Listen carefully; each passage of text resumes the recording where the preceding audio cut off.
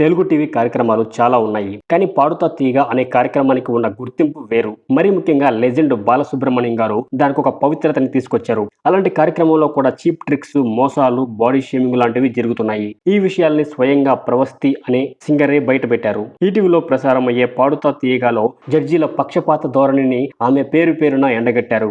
ఒక్కొక్కరి పేరు ప్రస్తావించి మరీ వాళ్ళు చూపించిన పక్షపాతాన్ని బయటపెట్టారు. గాయని సునీతకు ఎందుకో తనంటే మొదటి నుంచి పడదని, తనలో లోపాలు ఎత్తి చూపడానికి చాలా ప్రయత్నించారని అన్నారు ప్రశస్తి. ఎలిమినేషన్ రౌండ్ లో తాను ఓడిపోతే ప్రశ్నించిన తన తల్లిపై సునీత కసురుకున్నారని ఆరోపించారు ప్రవస్తి. చంద్రబోస్ అయితే తను పాడిన పాటలో సాహిత్యంలో తప్పులు వెతకడానికి చాలా ప్రయత్నించారని ఆరోపించారు. ఇక కీరవాణి విషయానికి వస్తే ఇంకాస్త ఘాటుగానే స్పందించారు. తను జీవనోపాధి కోసం పెళ్లిళ్ళు లాంటి ఫంక్షన్స్ లో పాటలు పాడితే దాన్ని ఆయన చాలా నీచంగా చూశారని, తనను చీడపురుగు కంటే హీనంగా చూశారని ఆరోపిస్తోంది ప్రవస్తి.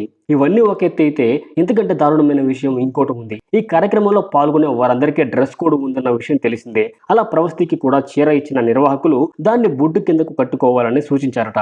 దీంతో తను షాక్కి గురయ్యానని తెలిపింది ప్రవస్తి. ఇలా అడుగడుగునా వివక్ష, పక్షపాతం, అవమానాలు ఎదుర్కొన్నానని తెలిపిన ప్రవస్తి ఇన్ని విషయాలు బయటపెట్టిన తర్వాత తనకు ఎవరు పాటలు పాడే అవకాశం ఇవ్వరని, అందుకే తాను ఇండస్ట్రీ నుంచి తప్పుకుంటున్నానంటూ ప్రకటించారు.